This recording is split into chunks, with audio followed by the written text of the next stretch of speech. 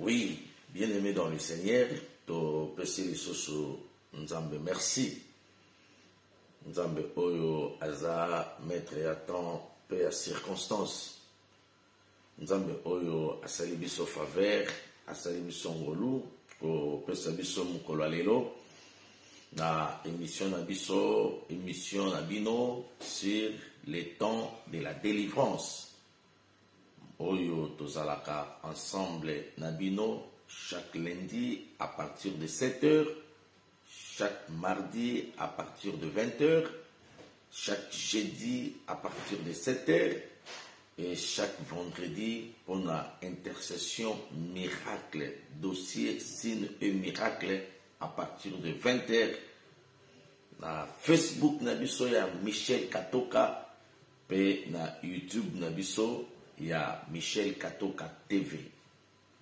Elongo na Mosali Nzambe Nabino, votre notologue, le pasteur Michel Shongo Katoka Ona Saka, pasteur na église Pentecôte, moko yaba église, ya communauté des ensembles de Dieu, église locale Espoir. C'est sur avenue Mawanga, numéro 32, commune de Bumbu, Kinshasa, RD, Congo. Tika Nzambalola a Pambolelanga Bino Nyoso. Bisika wapi boza déjà connecté pour na kolanda biso. Nzambe a Pambolelanga Bino Nyoso. Ba évangéliste. Oyo, vous partagez un message na baninga. Vous partagez un message na ba membre ya famille. Nzambe a pambolelanga bino pe asuka kaka na kopambola bino te amonelanga bino nyonso oyo bo invitaka ba ami bo invitaka ba connaissance bo invitaka bandeko pour que biso nyonso tozala ensemble na kati ya ba prière na biso ya lundi, mardi, jeudi, vendredi na Facebook ya Michel Katoka pe na YouTube na biso ya Michel Katoka Télévision. Boza ko s'abonner Nzamba pambola bino pe bolamu na kolo Yesu Masia ezala partage na bino pe ngolu na tata elanda bino na ba kwenyoso oyo bozolanda biso. Nzamba pambola bokoto ndenge ndeko na biso wayambo alobaka bokoto pe tokende malembe par la grâce de Dieu. Nzamba pambola Mama Janine, Kota invité les sous-bandeko, Nzamba Pambola, Mama Mélanie, Nzamba Pambola, Bishop Joël, Nzamba Pambola, Bino Nyoso déjà, Namoni Bozo Kota, Namoni Bozo partagé, Namoni Boza ko invité déjà pour que tous à la Biso Nyoso ensemble, na live oyoyo, pour na lokumo na Nzambe. Tika avant to kende na continuité, et sikawa pito sukaki, to sambelana Nzambe, bongo na sima toko kende malembe. Grand Dieu, le Tout-Puissant Père éternel, au nom de Jésus, toza infiniment reconnaissant et koloba merci et panayo. Le maître des temps et de toutes les circonstances, le maître des vouloirs et de toutes les choses. Merci pour nous rebattre la biso, merci pour nous rebondir la biso, merci pour nous repasser la biso mukolo lelo. Ce n'est ni par la force, ce n'est ni par la puissance, mais c'est par ta grâce. Nde osali biso ngolu. Tika kombo na oyo ezwa lokumu. Na pamboli message oyo. Na pamboli bato oyo bongisi Nzambe balanda yango. Bolamu na yo pe faveur ezala partage à moto nyonso. Dans le nom de Jésus, j'ai ainsi prié. Amen. Amen. Dans ma pambola, bino nyoso bisika bozolanda biso, ndenge tous banda ki koloba déjà que tous osala ba continuité na biso en direct awa na Europe. Et si quand ça s'appelle ki tozala pour le moment et quoi empêcher biso te toloba de la part de Dieu. Bien que lobi musale ezalaki ya makasi na Bruxelles, nzamba pambola ba ndeko nyonso ya Bruxelles oyo tozalaki na bino na culte na biso ya Divine Alliance pe nzamba pambola ba ndeko na biso ya Liège esika nayaki ko clôturer na après-midi na Liège, nzambe pa pambola bino nyonso kuna pe a pambola bandeko na biso ya oracle de l'Éternel esika tozo démarrer déjà lobby na France na Paris tozala wana ekozala penza malamu mingi pona lokumu na kolo Yesu Masia. Temps de la délivrance, c'est le temps de la révélation. Temps de la délivrance, c'est le temps de la connaissance de la parole de Dieu. Vous connaîtrez la vérité et la vérité vous affranchira. Et si donc le Fils de Dieu vous affranchit, vous serez réellement libre. Église corps de Christ, chers amis internautes, partout dans tous les quatre coins, et c'est kawapi nzamba permettre Olanda biso, na lobaka pe na insistaka, que il n'y a pas de délivrance sans la prise de conscience. Il n'y a pas de délivrance sans la révélation du vrai problème. C'est-à-dire, ce qui n'a au comprendre quel est le vrai problème. Tu peux prier, ma soeur. Tu peux prier, mon frère. Ce qui n'a au comprendre alliance nocturne. Oh, Naouti Koloba, Mikolobi Bale Oyo. Ce qui n'a au comprendre alliance yamolilité. Oh, ma salade à Katavina yo. Ce qui n'a pas comprendre l'alliance, il y a molilité. Oh, bah, ça, la famille n'a bino. Et ce qui n'a pas comprendre la cérémonité. Oh, bah, ça, la cabino. Tant aux alakanano, na pays, n'engena l'obakatango nyoso, tant aux yebakina nous zambete. Il y avait des choses faites sur ta vie. Il y avait des choses, oh, yo, réalisées na katafina yo. Et tant aux okolabo et mama koko. La chose la plus importante, c'est de chercher la délivrance. C'est de chercher l'intervention de la main de Dieu. C'est de chercher à ce que Dieu a quelque chose. On ne pose pas la délivrance à quelqu'un. On n'impose pas la délivrance, ma soeur. On n'impose pas la délivrance, mon frère. Mais il faut aimer le message. Il faut aimer la parole. Il faut avoir la prise de conscience par rapport à ton état. Omoni état na oza na wana. Satan na lingaka la kisayo eza normal. Omoni situation ozo traverser na États-Unis wana. Omoni situation ozo traverser na Canada. Omoni situation ozo traverser na Europe mobimba. Situation ozo traverser na Afrique, mon frère, ma soeur. Diable a salaka par tous les moyens à la kisayo que cette situation est normale. Mais ceux qui ont messani la situation est comme un peu normal. Ba mesana kana maladie, ba mesana kana pauvreté, ba mesana kana ba envoûtement, ba mesana kana condamnation. Ceux qui n'a qu'à vie, ma soeur. Ce qui n'a qu'à vie, mon frère, aujourd'hui, n'a pas condamnation, mon sous. Ne faut pas dire seulement que non, la famille n'a pas besoin de makambabo et zarakakaka. Non! Il faut telemela makambo oyo elelisa yaya na yo pour que yo elelisa yo te. Il faut telemela makambo oyo elelisa mobali na yo pour que bana na bino ba subir conséquences makambo wana te. Il faut ôter la makambo oyo elelisa parcours nabino pour que l'obina yo est la meilleure. Et c'est pour cela la révélation est venue avec votre endotologue pour que vous soyez prise de conscience. Nzamba pambola maman oyo a pesaki ndoto na ye auto partageaki la fois passée mais na selisaki angote dans le baki bazalaki ba mama misaki o bazalaki na ba rêve. Bien aimé, Dieu nous parle. Tout la muka biso en Europe tout la muka bandeko ya États-Unis bozana ba 23h ba 1h du matin na États-Unis na Canada Mais dans nos lalités aux Olanda biso, peut-être pour l'amour qui aux Olanda biso, dans l'imine bisayo, tamuto lalaka, butu, et un monde où Nzambe ayaka pe kolobe la biso. Il nous parle par des rêves pendant la nuit. Il nous parle par des grandes convictions du cœur pendant la nuit.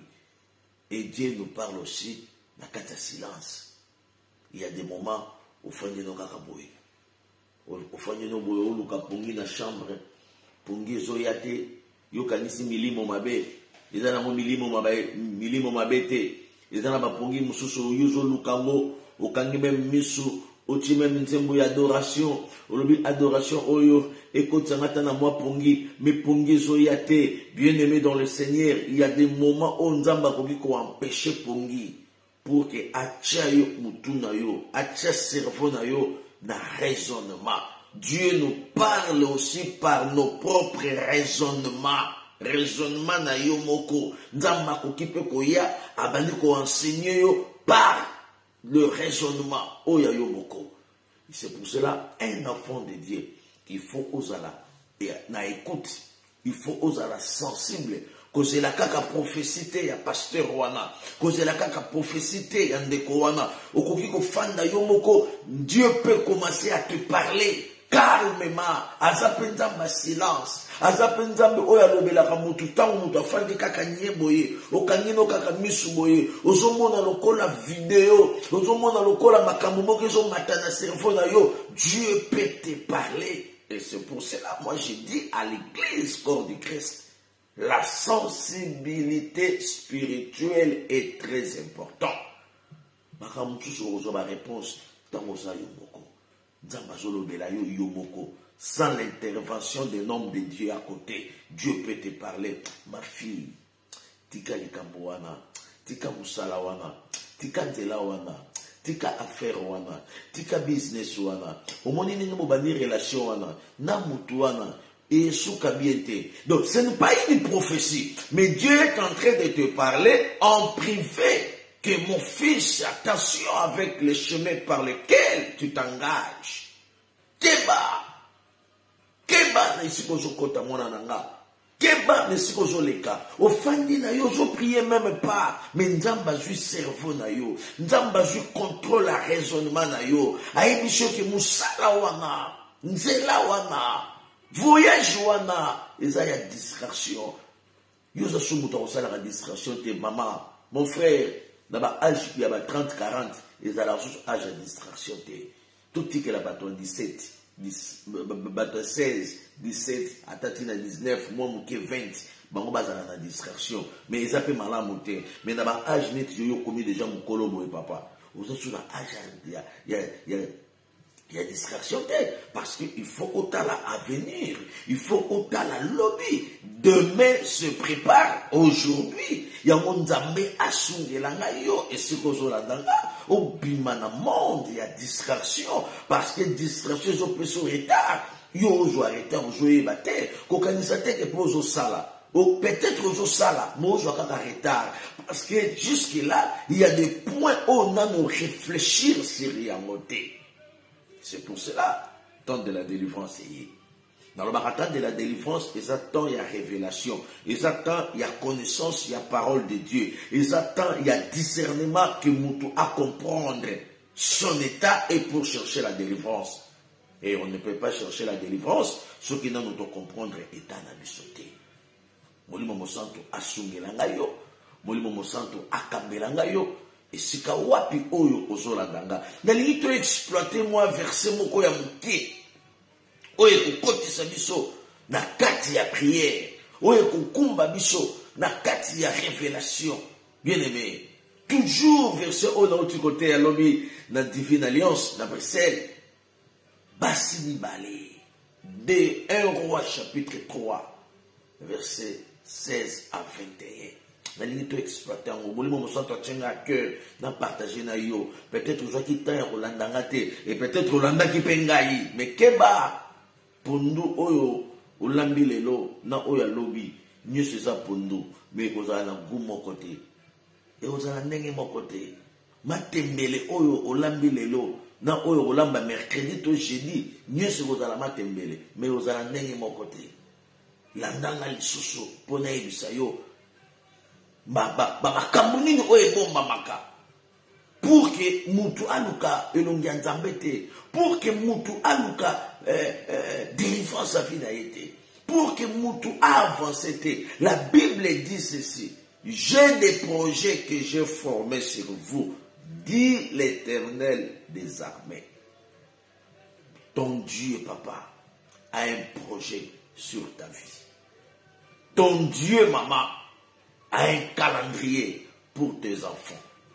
Ton Dieu a un projet pour ton avenir. Et quel est le projet de Dieu? C'est un projet de paix. Nzambazana posa yo ozala maladie. Nzambazana posa yo au vivre situation oyote. Alors j'ai des projets que j'ai formés sur toi. Dit l'Éternel des armées.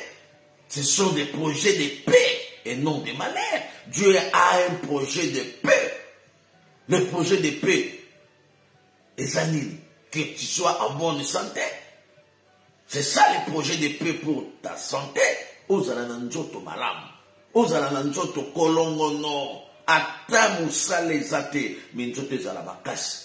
Ata libala nano yete, mais santé ezala kitoko. Ata permis nano simbite, mais nzoto ezala malamu. La plus grande bénédiction que Dieu nous donne, c'est être en bonne santé.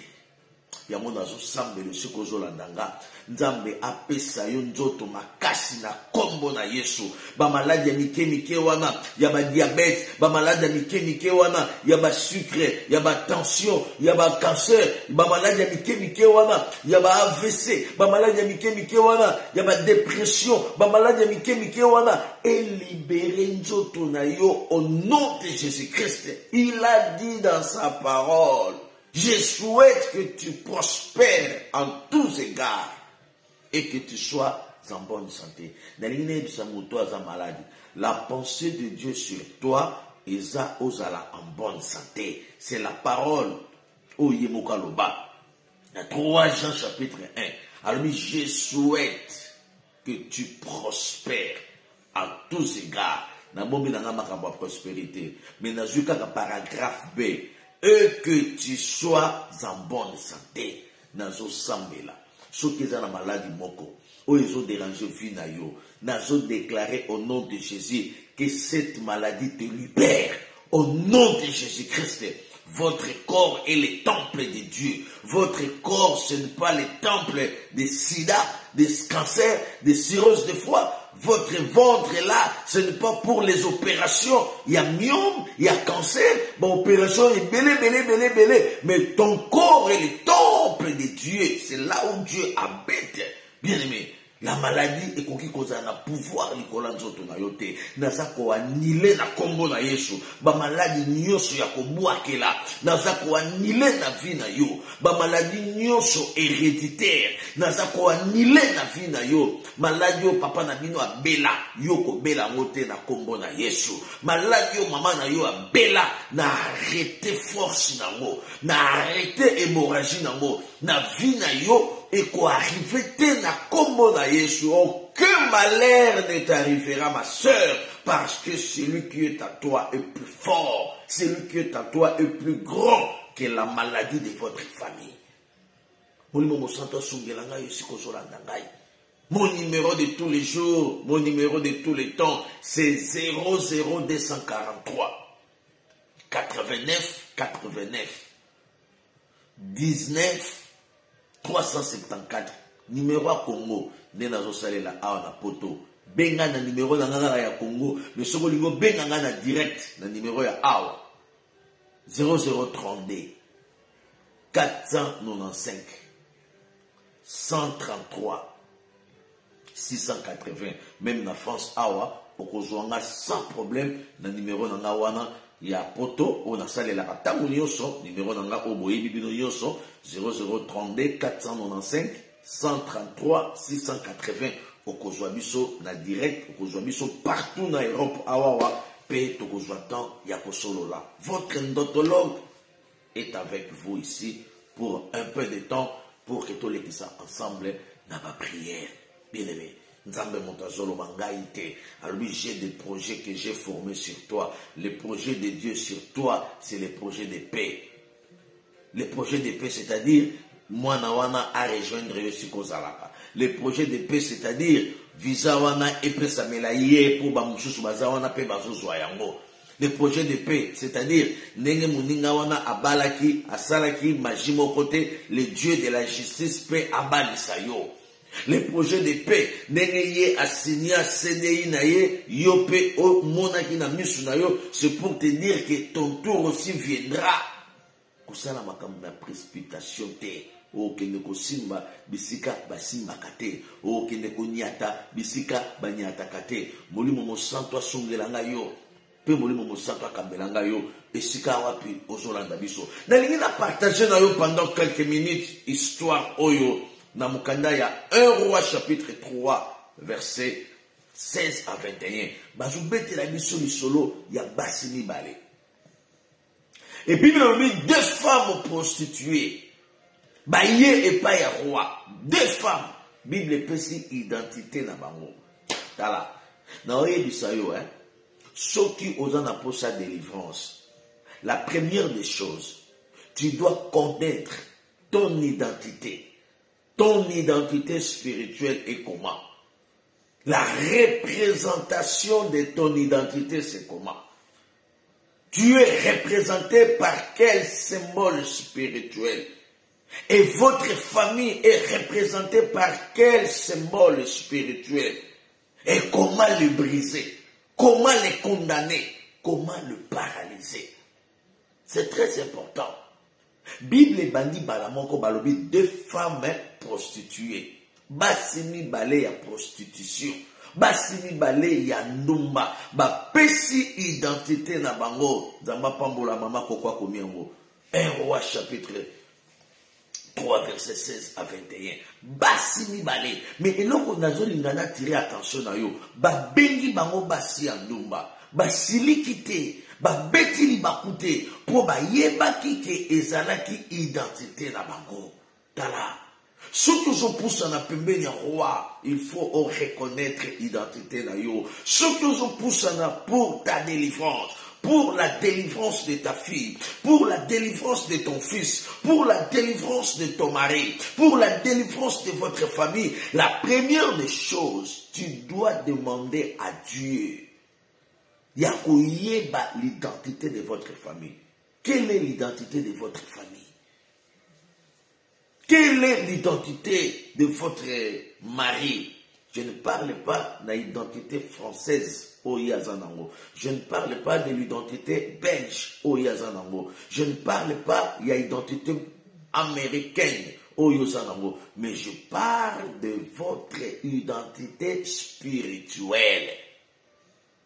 Beti bango mibale. Bible lo bineli. Moko a bombi identité. Mais moko a binisi identité. Toza basi andumba. Bien-aimé dans le Seigneur. Tant vous aurez reconnaître, et si ka yo zali. Tant vous aurez reconnaître l'identité na yo devant Dieu. Nzamba ko yo kelo mawa. Pe nzamba ko bikisa yo.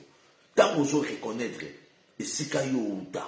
Tant vous aurez reconnaître misala oyo sala. La Bible dit si nous confessons, mais avant de confesser, il faut avoir la connaissance de la chose. Tu ne peux pas confesser quelque chose oyo oeli mutu na makolonté. Et c'est pour cela ngana zalaka contre bato basambelaka balabi nzambeli bisanga na makambo nyonso ona yebite. O yebite ndenge nini? Oyo yebite etali yote, mais oyo yebinde balobaka mama. Oyo yebi ne ba pusanaka. Oyo yebi yango ndeza yo. Oyo yebi yango ne blokaka. O pe yo yebite. Le diable a ko utiliser une main noire pour qu'il bloquer pour moïna yo. Mais basio babani na présentation. Albi ngai na ye toza basi andumba. Ataya zondi mate, mais ngana zondi mate toza basi andumba. To uti na ndaku moko. Nous venons d'une même maison. Nous venons d'une même coutume. Nous venons d'une même condamnation. Nous venons d'une même origine. Biso mibale. Misala na biso. Eza misala ya ndaku na biso. Tozalaka ndaku moko. Bien aimé. l'identité de l'origine. Yo utana ndaku nini. Tala basho bazo reconnaître bazalaki ndaku moko. Mutu alibanda azalaki te. Alors aucun étranger était avec nous. On était seulement nous deux, de la même maison, de la même famille, de la même tribu, de la même origine, même père, même mère, même coco. Tala, boza coco mokoti. Siko o lingani. Misala coco na bino. Et mon anate la kati na bino. Mais faut le cas de délivrance.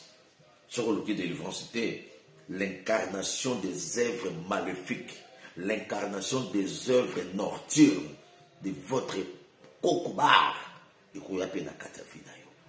Et qu'on pousse la pepe meni na yo. Mais il faut y banano outi nanda kwa ndengeni. Outi nanda ko oyo bobane ko vivre na bambongo ba mando na te. Mais le lot vous êtes aux États-Unis, vous êtes en Europe ici. Mais origine na yo, ya mona beta kasete, na yebi sakaba l'église espoir, qui est na vie chrétienne. A toujours qu'elle est invité sur commune États-Unis, a toujours qu'elle est invité sur commune à Canada, a toujours qu'elle est invité sur commune Europe, commune Afrique du Sud, commune à Moka Oyozali. N'oubliez pas de mettre les rétroviseurs pour comprendre tu sors de quelle maison, tu viens de quelle maison et quel était le système de votre maison, la première maison. Bien aimé, ta première maison était comment? Et vous vivez comment dans cette première maison? Quelles étaient les réalités spirituelles dans votre première maison? Zongisa makanisi, zongisa. Moi, si on a bimisango, habitozalaki kaka biso bibale, aucun étranger. C'est que makambo na biso, eza ya famille na biso, ya kutimi na biso, nazo sambela, nzambe abimisela nga yo, na système ya première maison. Maison où il y a condamnation, maison où il y a malédiction, maison où il y a limitation, nzambe où il y a bimisa yo mama, abimiso pona makambo nyonso. La Bible dit vous connaîtrez la vérité et la vérité vous affranchira. Tika nzamba bimisela nga yo na système ya famille ya bakongo wana. Tika nzamba bimisela nga yo na système ya famille ya bandundu wana. Tika nzamba bimisela nga yo na système ya famille ya bakasaye wana. Tika nzamba bimisela nga yo na système ya ba famille ya ba équatorien wana. Tika nzamba bimisela nga yo na système ya famille ya este. Esiko uta barega babango bango banoko na ngai nzamba bimisa biso na kati ya ba système wana, batoto ya pombe, batoto ya malafu mamenu ingu ntamba lungwela, nzamba bimisela ngai yo na kati ya système wana ya bakisi tango nyonso. Outi na première maison. Ta première maison était comment? Et vous vivez comment? Vous allez vivre dans la première maison. Malade ya mukie, batebino basinga na luketo. Tant batio singa na luketo, c'est déjà l'esprit de limitation. To banga rocha basini bo, mona rocha basini bo, de kwana mona oh, tala sini wana chake na mateya, dono kolo. Batu msuba zela rara, iloko moko tio, tala pasteur wana atake sini, na ngenda taka sini, ya revivre ensemble. Tant bazo vivre ensemble. Origine la première maison c'était comment? Ndakwa liboso yo uta papa. Vous vivez ensemble. Vous vivez comment? Bazoka sinamo va loketo, bakangisio, mesure loketo. C'est-à-dire, vous avez déjà limité. Au moins, il y a limitation moussous les aux États-Unis. Au moins, il y a limitation moussous les aux Europe. Au moins, il y a limitation moussous les aux Sikozoyo Kanga. Et ça, il y a limitation de la première maison. Il faut l'ingoyeba, première maison, au confessé première maison. Femme prostituée, au yotangwaye, nous venons d'une même maison. Touti na nakumoko.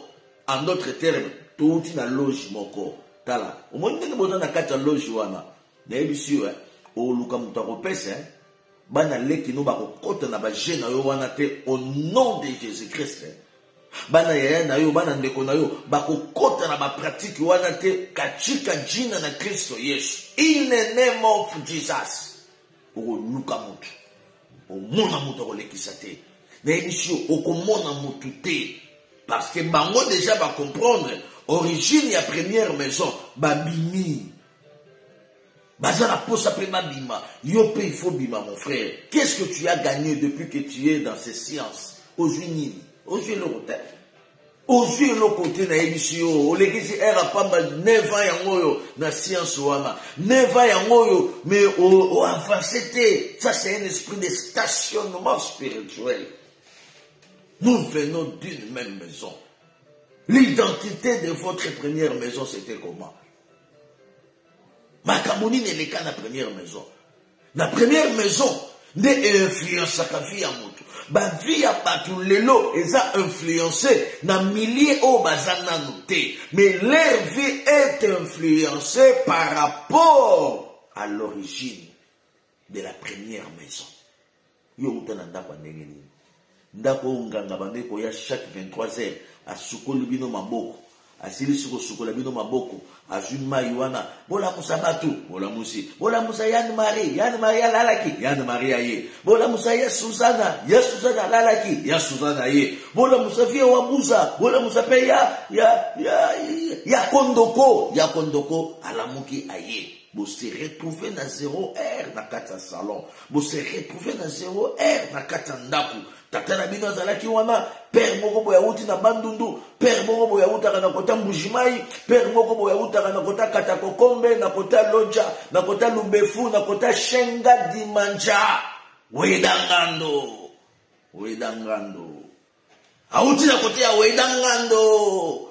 Aïe, ce qu'on côté bino bozalaki, ba frandisi bino na première maison, aïe, balambi fufu moko ya 0 heure, balambi soso moko ya 0 heure, baleisi bino soso na mafuta mbila ya 23h59, boli ensemble, aïe, bisabino, nenge bozolia boye, c'est pour que l'unité ait régné na kati na bino. Où est cette unité après 30 ans lelo? Où est l'unité là? O basalaka bino. Tamba le sarabino, tata wana bande ko uta na ba Congo wana, tata wana bande ko uta de se contrées là, ouais bande ko ya latin zambala, na katanda ko na bino, makamna zo biso yore ba mote, benga tata, benga mama, yebisa mama ndotologue, azolo ba makamba boy, devoir à domicile, benga tata, benga mama, yebisa tata. Pasteur Michel Chongo Katoka, ona saka, l'endotologue, alobina benga bino, natuna bino, mutu moko boye abandai koya tango tozalaki bana mike. Abandai koya boye abimisi tobimina ba chambre, ba tcheso somoko wana na pondu na fufu, tolia ensemble po tozala ini tango tokokola. Mais bino basalela bino cérémonie wana po bozala na unité tango bokokola, boloba na kate bino nyos. À quoi? Le diable c'est le père des mensonges. Jean chapitre 10, verset 10. Le voleur ne vient que pour voler, détruire, égorger. C'est ça la mission du diable. C'est pour détruire ta vie. C'est pour détruire ta santé. C'est pour détruire tes relations. C'est pour voler ce que Dieu a installé, ce que Dieu a mis en toi. Le diable ayaka po ayiba yango, ayaka po aboto yango, ayaka po a dévorer yango. Benga tata. Tata zate, benga mama. Soki mama zate, benga mama leki. Po mama leki na bino pe bokola kaninda kumoko. Omo na pe fini negezate. Kasi bokola ka penda kumona mama leki wanati. Même ton Gabi wana, ton Paul, ton Claude, ton Roger, ton Anake, ton Baudouin, ton Makwatos, ton Kafunda, ton Wabusa. Bokola na bango nyoso penda kumoko. Ozomo na ba vinda bango. Même na Europe, omo na kaka Europe moko boyenet, Europe moko ya 23h50. Europe moko boyenet, Europe moko boye ba réclamation ba esprit. Akoma kuna posa zonga me abangaka. Awozongela akomela panani. Akomela wapi, vie dure, vie compliquée. Bien-aimé dans le Seigneur. Molimo mosanta sungelanga yo sikozo landanga. Molimo mosanta sungelanga yo sikozo yo kanga. Yeba origine. Tu viens de quelle maison? Basi mibale oyo bauta kina ndako moko. Na komi nanga koto kote wana te sika mwana na bango akufaki kuna ta mukolo mususu. Mais na lingine biso ndako nini oyo uta. L'identité de ta maison est comment? Bango identité zalaki ya prostitution. Et dans la bateau mususu bien aimé ata a commis intercesseur. Mais azana esprit qui ndumba ya famille na bango. A mimi mon équipe intercession. À quoi sa frère Géry, à quoi sa frère Junior, à quoi sa frère Jean, à quoi sa frère Mathieu, à quoi sa frère Réunion sur la combat Bible, à quoi ça bango. intercesseur. A parler à la langue. Makoro basende, sokoto ya basoda, makoro basende, sokoto ya basoda. A parler à mope. A prophétiser à paix. Ngai nzambe na ye, a prophétiser mais avec l'esprit de l'impudicité de la première maison. A comme appelé pasteur, a comme appelé évêque, a comme appelé évangéliste, a comme appelé prophète. Mais la prophétie en Zambété, la prophétie, il y a mon coco est côté l'église. Prophétie, il y a mon coco, il y a mon nganga, il y a famille là-bas. La famille de Mandona. La famille de Mandona. C'est facilement appelé les esprits de Mandona. Et l'andaye. Oh, nani, frère, wana, azalaka prophète. Prophète à wapi. Mili mwa mayi mtelobisaka ye. Mili mwa famille ya Mandona, bo papa na bango. Bo mama na bango ki Mandona renyaka. Auta na ndako ba Mandona. Longa seki na moni likambe kokisama ba. Nanguye ya nani? Kokokisama likambe soko moni ta problème peut-être, mais origine ya kokokisama nango, ça vient de quelle origine? Yo évite que mukolo moko boye na Bible na Actes des Apôtres. Les disciples de Babane kokende Paul bazokende. Il y avait l'esprit de Python. Oh yazoloba. Boyo kabango. Ce sont les hommes de Dieu. Ils prophétisent. Ils prophétisent des bonnes choses. La vérité même. Mais le problème est que ça vient de quelle origine? Ça vient de quelle origine? Boyo kabango. Baza batunanga. Baza basali nzambe. Ils ont l'onction de Dieu. Na kataba vida bango. Pour la talabi, oui, il parle de bonnes choses. Ceux qui n'ont pas de sentiment, non, bah oui, ça c'est Dieu, parce que ce sont des confirmations. Mais Paul a dit, non, je ne peux pas confirmer seulement comme ça, mais il faut naïe l'origine. C'est très important qu'on ait l'origine. Mon émission, je t'aime. Cela ne suffit pas seulement, il y a je t'aime, mais il y a que je t'aime, et où tu n'as mon thème à nini. Bah, je t'aime, mon soussou, et il y a qu'à ce que ça a dans mon kanda, de bah, je t'aime, sans papier, je t'aime, raté. Sans moussala, j'étais meilleur raté. Sans bon en compte, j'étais meilleur raté. Sans document, j'étais meilleur raté. Mais avec la nationalité américaine, là-bas, j'étais. Yozo kanizango ki ozo chamoué, bah j'étais d'origine maléfique. Bah j'étais d'origine sentimentale. Bah j'étais il y a origine, il y a mensonge. Le diable est le père des mensonges. Il y a mon pasteur Michel à lobby. Il y a aussi des jetem de mensonges. Il y a des jetem de nationalité. À mon avis, tu as la nationalité. Aïe, vous boire un dobo jetem. Oh non, l'autre yo. Oh non, mon akaka yo. Eh boy, boy. Moka abane ko ebi somutu moko ndengwana. Oh non, l'autre yo. Zambazolo bananga. Ozamo sia vinanga. Zambazolo bananga. Na monaki to okende na yo. Okwei. Na tomboli yo. Na meni yo. Na loti lisusu to okende na yo. Na kati ya ndoto. To otonga ndako moko. Yo zalaki likolo. Ngana opeso batol. Yo zo beta tol. Tinda kwane sili. To che porte biso mibale. To koti. Elakisi nini. Elakisi nini. Elakisi que je t'aime. Oh yo zo préparé à lokuta wana. Okobuka yango. C'est que un homme aura semé sur cette terre. C'est ce qu'il va moissonner. Yango kobuka. Yo kansi ozo lo buka nini. Okobuka kaka lokuta wana. Oh yo zo lona. La CRP a sepeli na yé, bon ça va, lokola yo, nzamba lobeli yo, nape kasi, nabonde la kaka nzambe, mais ami non, atozo bonde la nzambe, mais tokoki na biso, naeba papa, naeba mama, et ozala bien, bato bazala kapresa komona ba parents wana. Tika, zala bato musu bazala kaprese. Je vais parler avec tes parents, j'ai besoin de parler avec tes parents. Ils sont où? Ils sont en Afrique. Bon, je passerai demain le soir, on va parler les parents, hein, on va appeler les parents. Il faut que n'appelle ça ma mbote, appelle ça ma mbote, escroc. Dans ce cas, ça la guinée. Donc la sœur pas à céder dans ma faiblesse, la commune aux alanaye, comme soit tunier, yo, aux alana nationalité. Déjà, pour vous mener n'importe où, tu as fait combien de temps en Europe? Non, j'ai fait 15 ans. Aux alana nationalité. Non, je vais pas papier. Oh, ne vous allez ah. Ozana mukandate tena za mukandate yoza mukandate nana mukandate ce frère a raisonné ba jetem na yenios a raisonné organisation satanique maléfique ya bandoto na yenios ya baneko lota ya lokuta wana o baneko pesa yo frère atali ah na suka ndenge ah pour nga je t'aime na ntango na obwa kango ezalaki je t'aime moko pour que nazwa mukanda na sima mobali oyo nazwa mukanda na sima mwasi oyo siko je t'aime yango eza nango ya koyinda je t'aime yango eza nango ya kopola je t'aime yango eza na boye omoni mutu abandi commission na sima sikoyo siko mutu aboye na vie na ye ba malédiction opes. La Bible dit ne réveillez pas les lions qui dorment. Lion oyo aza ya kolala balamusaka yete. Soki olamusi lion oyo alalaki zala na mbango akokima. Lion akolandi siko epa ya ndeko oyo yo pe zala na mbango parce que soki azolelela yo ekozwa yo parce que mwana bato afandaki na ye oyeli kafumba na je t'aime obwakeli je t'aime munene obwakeli je t'aime majesté après tant oyo ko découvrir que mukande zalaki te donc yayo je t'aime zalaki parce que ozomona ye awomeli aza na mukanda po ozwa na sima na ye tango ye ko découvrir que mukande zate oki ko luka fille moko boye o aza na mukanda obwakeli ye je t'aime. Pasteur Michel alobi il faut tout na mobali na yo devoir à domicile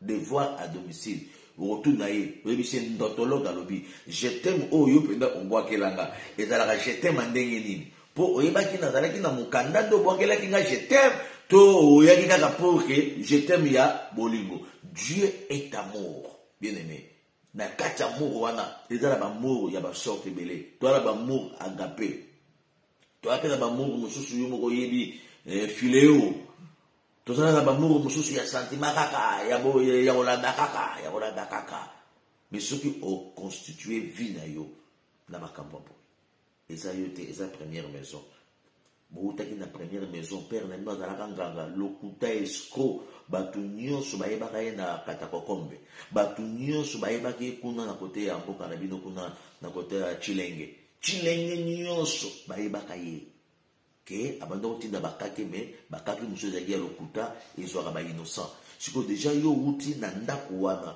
ozela na monoko na yo nini ebima ozela nini ebima na monoko na yo. Ce sont des mensonges sur mensonges. Bien aimé, l'origine de la première maison, c'est comment? Mon toi, pour ça, délivrance, c'est ça, nakei, montrer qu'il y a des kuna, dans la bamoto, moussou, tinda, kawana, ils ont mis la bomoko. Bamoto, moussou, na lobby, yo, kansara, o tinda, ils ont mis la yo moko. Pour origine, na yo, première maison, na yo, et dans la maison, moko, y a mensonge. Aucun mensonge partout. Mais tu le fais pourquoi? Pourquoi tu le fais? Au moment où il dit que mais on s'en rapporte. Au moment où il dit que non, on ne joue pas avec le fait. On ne joue pas avec le fait. Moto basakana kanangote. Tout na tata ayebisayo. Tout na mama ayebisayo. On ne joue pas avec le fait. Et les notologues les confirment qu'on ne joue pas avec le fait. Molimo musanta sungela ngayo. Molimo musanta kambela ngayo. Et ce que solanda biso. Tant de la délivrance et pour na bato nyonso te. Mais pour na bato baza na révélation. Et pour na bato baza na discernement des esprits. Et pour na bato bazo landanga na lito ya molimo. Ngana linga landanga na entendement spirituel. Ko landanga lokola ya landanga ngati. Landanga avec l'entendement spirituel. Pour comprendre les choses de l'esprit. Basimi bale. Baye. Basimi bale. Bampusani. Baye baki identité na bango. Baye baki ndako bango bautaki. Yo uti na ndako akote nini. Tala ni mozo promettre bato. Tu promets tout le monde les mariages pour ne pas les réaliser. Tu promets à tout le monde les mariages pour ne pas les satisfaire. Bien aimé. Au moins, c'est mensuana. Et sa première maison. Mais l'imo ya bonganga. Il y a confusion. Oh, batata na bino na ba maman na bino bazalaki na la première maison. Et l'andioti na États-Unis. Et l'andioti na Canada. Et l'andioti na Suisse. Et l'andio na Algérie, na Suisse, na Maroc, na Brazza, na Angola, na Kinshasa. Et l'andio partout. L'imo wana et l'andio. Oh, mon amour, as champion dans ma promesse. Je vais t'épouser. Yoka gros mot. Langage facile. Y'a remis ça gros mot. je vais t'épouser, je vais te marier. Analobi, je vais t'épouser. Kunabi, je vais te marier. Kunabi, tu es mon amour. Kunabi, tu es mon chouchou. T'as la terme. Mais mouton, a déjà nganga. Azanganga, milimo bonganga. Il y a confusion, il y a première maison. Des Hollandais, Bissikanyoso. Il y a Luka identité à première maison. Luka nano identité à première maison. Parce que, à Jésus, bientôt, comme on a virage, il y a 50. Parce que virage, moi, à 50, oh, qui n'a pas raboyé dans le yingue. Virage, moi, à 55, oh, qui n'a pas dans le yingue. Donc, yuti, le long, ami, qui a, oh, na vie à le yingue. Oh, mon amant, des fois, pembe, tina, kacha solo, man, des fois, pembe, dimi. Bien aimé dans le Seigneur. Ils ont la qui non, à Jésus, kende. Tous ont mal sous simaté, mais tous kende liboso, mais avec quelle vision? Tous ont mal sous simaté, tous kende liboso, mais avec quelle attitude? Lucas délivrance, mon frère. Délivrance, ma Lucas Kago. Lucas délivrance, ma soeur. Délivrance, ma sepela Kanango. La Bible dit, si vous entendez sa voix, n'endurcissez pas vos cœurs. Oh, kangamute mangoti wapi. Oh, kangamute mangoti wapi, mama. Eloko nini yango esila kate, film à Jésus kote sila. Eloko nini yango balimbisa kate na sena moi oyo, yokuto longola bazemi, nzamba limbisa yo. Eloko nini yango balimbisa kate na sena moi oyo, oyesroka batu wana balimbisa yo. Yoko limbisa te pona nini. Le pardon, c'est une puissance qui libère. Et quand est-ce que tu vas libérer les gens? Temps de la délivrance qui est. Temps de la délivrance, c'est le temps de la réparation. Tu dois réparer mon frère. Tu dois réparer mon frère. Tu dois réparer ma soeur. La Bible nous recommande de chercher la paix avec tout le monde et la sanctification, sans lesquelles personne ne verra Dieu. Nini esi la kate, nini esi la kate. Rancune, nini yango esi la kate, nini esi la kate. Bien-aimé, nini esi la kate. Yo salama benzamba zolimbisa yo. Pourquoi ne pas pardonner ton mari? Yo salama benzamba zolimbisa yo. Pourquoi ne pas pardonner ta femme? Yo salama benzamba zolimbisa yo. Pourquoi ne pas pardonner tes neveux, tes nièces? Et toi aussi, tu fais des mal. Mal, tu as mis nene na ba sanduku. Tu fais des mal. Il y a mis nene ya makasi na ba valise. Yo salama be ya makasi.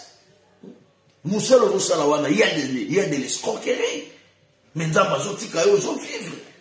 Mais pourquoi ne pas pardonner tes frères? Et pourquoi ne pas pardonner tes sœurs? Et pourquoi ne pas chercher la paix avec tout le monde? Pourquoi ne pas chercher la sanctification de Dieu? Temps de la délivrance yé. Nzamba sungelanga yo. Esika ozalaki pona kolanda biso. Nzamba sungelanga yo. Na butwa lelo siko zolanda ngai. Na journal lelo siko zolanda nga. Na temps o nyonso nzamba permettre kolanda nga. Na bi nzamba sunga yo. Dans la rétroviseur. Tu viens de quelle maison? Du côté maternel. Tu viens de quelle maison? Du côté partenaire. Côté mon papa nabino. Ndako nabino zalaki ndenge nini. Je ne parle pas de briques. Je ne parle pas de la maison construite par des briques ou des bois, mais je parle des maisons spirituelles. L'esprit qui gérait la famille, l'esprit qui dominait dans la maison, l'esprit qui dominait dans la famille, dans la vie de vos tantes, dans la vie de vos oncles. Quel esprit qui dominait? Et dans la famille, nous tous qui dominait l'esprit à inceste. Bango na bango ba cousine, bango na bango ba cousine.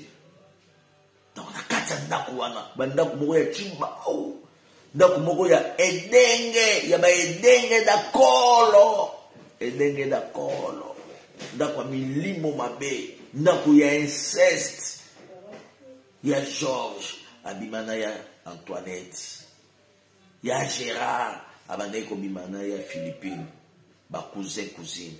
Bouti na inceste ta famille. Siko oze la mwana na onini. Kasi mwana no pe arosala moti. Mwana no pe ekolanda eti. Parce que eza ba œuvre ya première maison. Nzamba pambola mama moko na kutana kane quelque part. Ala moki boye esprit tindie akende na kati ya chambre mwana na ye. Mwana ne ya mobali. Quand na mapoto na biso awa talanga na mapoto na biso awa moi makambo mosusu ezalaka na ndenga kipoto kaka bien aimé dans le Seigneur ake na chambre mwana na ye akuti mwana ne ya mobali na mwana ne ya mwasi bazosala rapport sexuel mwana ne ya mwasi na mwana ne ya mobali mama tanga koti ya moni kaka boye mama leli mama bandi kolela nini bozosala ça c'est quoi ça mwana bazongisi na français on fait l'amour oui, c'est l'amour. C'est quoi? C'est l'amour. Vous m'appelez, c'est quoi ça? Moi, on a répondu, c'est l'amour. On fait l'amour. On fait l'amour. Maman, Lélia Benginga. C'est un pasteur. Le vrai problème, c'est que les engages. Les engages. Pasteur, les engages. Les innocent. Makambuna kuti bana nga bazosala baza ba innocent. Le vrai problème est zanga. Ngali ezalo pona nini? Ali ngai muto ali boso abiza nga c'est mon oncle. C'est mon oncle. Bien aimé dans le Seigneur. Allez-y comprendre. Allez-y comprendre. Abi eza bangote ezanga. J'ai cette sémence là. Nabimana oncle nga muto ali boso abiza nga par force. Après tant on abimina oncle nga par force wana efungoli nga misu. Nabimina bayaya nanga nabimina baleki nanga bakousin nanga nyos nabimana ba siko akanisa ndenge makambo esalamaki na Afrique ndenge akomi na Canada makambo etikali na Afrique akanisa ndenge makambo na esalamaki tanga azalaki na Angola ndenge aza deja na Europe makambo etikala na Luanda akanisa makambo esalamaka na mboka esika bazalaka kuna na kota ya Libinza na kota Mbumba akazie makambo etikala na Mbumba akazie makambo etikala kote kuna ya este kote kuna ya Equateur Mambenga njoka makambo wana ezalaki na kati ya makila ilandi eti na États-Unis ilandi eti na Canada ilandi eti na Europe bien aimé dans le Seigneur les œuvres de la première maison et c'est un pasteur avant d'annoncer la délivrance à banananga bandanga le vrai problème c'est moi nande mutu na yebi esika na uta nande na yebi ndako na uta moi j'aime des gens comme ça o bayebaka ba origine o bayebaka bisika ba uti yango moni mwasi oyo tango bake epa ya roi alors nous venons d'une même maison il y avait aucun étranger et moi si on a azaki victoire pourquoi parce que a confessaki pourquoi parce que a lobaki pourquoi parce que a bimisaki on a kata monoko na ye na nous voulons prier. Nous voulons prier. Nous voulons prier. Ta première maison était comment? Ta première maison était comment? La Bible dit, si nous confessons nos péchés, il est juste et fidèle pour nous pardonner. Na sambela ki na mama.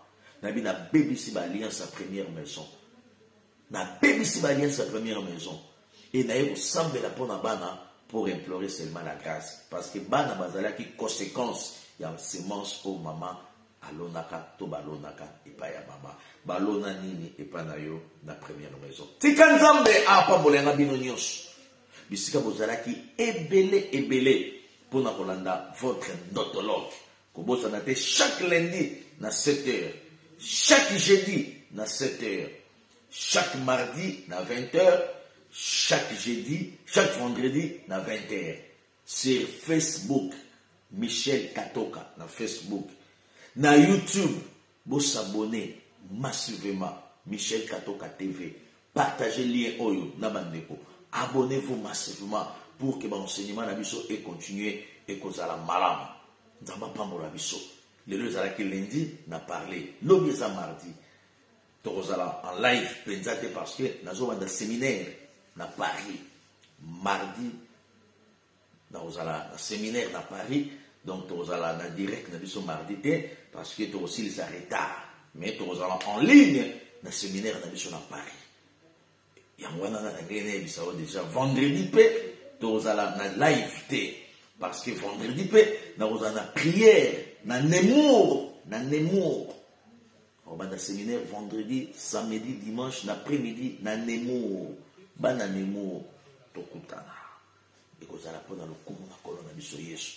Na s'excuser déjà pour na mardi, na vendredi, na pourquoi. Tozala na enseignement na biso te pour na séminaire na France. B na tongo ya jeudi tozala ensemble pour parler de la part de Dieu. Tika nzambe ya lola amonelanga bino bisika bozalaki ebele pona kolanda biso. Nzambe apambolelanga bana nzambe nyonso oyo baza kopartage message. Nzambe apambolelanga bana nzambe nyonso oyo baza koinvite bato. Pourquoi pas ba oyoyo baza s'abonner na chaîne na biso ya YouTube. Mawa nzambe ezala likolo na yo. Première maison est dominée de l'autre côté. La grâce qui est plus forte que la loi ezala likolo na yo au nom de Jésus. Ce qui nous a battu à cœur, mon numéro c'est ça. Il y a Congo 00243 89 89 19 374. Oya Poto plus 32 495 133 680. Obengi biso tous à disposition na bino toko yamba bino toko solola toko sambela pe toko pesa orientation au nom de Jésus. Tika na sambela pona yo. Père éternel au nom de Jésus. Na sambeli pona ndeko nyonso oyo sepelaki alanda message oyo. Tika mawana yo ezala likolo ya motu nyonso oyo ayebaki les œuvres de leur première maison te. Yahweh, s'il y avait des pratiques, s'il y avait des choses, s'il y avait des histoires, des cérémonies faites dans la première maison, mais l'élo déjà aïe pas na yo. Yo le baki moutoua ko poussa ne pas na yo. Oroyo ke la mawa. Na sengi bolimbisi. Na kalita mosali na yo. Pona bande onyos. Na sengi bolimbisi. Na kalita mosali na yo. Pona église corps du Christ. Ayez pitié des enfants Yahweh. Par rapport à ignorance, il y a première maison. Peu faveur, grâce. Et à la partage, ya ba vie na bango. Na bénir bango Seigneur. Na bénédiction na yo. O ils ala ka suivi de l'autre mon côté. Dans le nom glorieux et précieux de notre Seigneur et Sauveur Jésus. J'ai ainsi prié. Amen. Amen. Amen.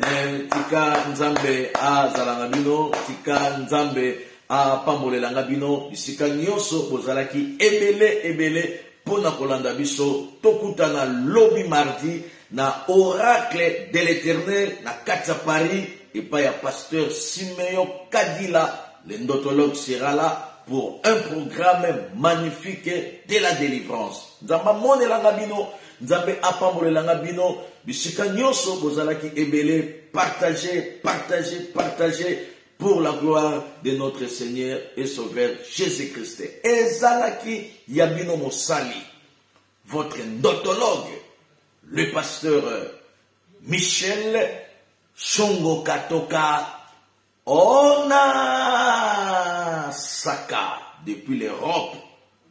Ah, la République démocratique du Congo ne tombera jamais. Que Dieu Tout-Puissant vous bénisse au nom de Jésus. Amen.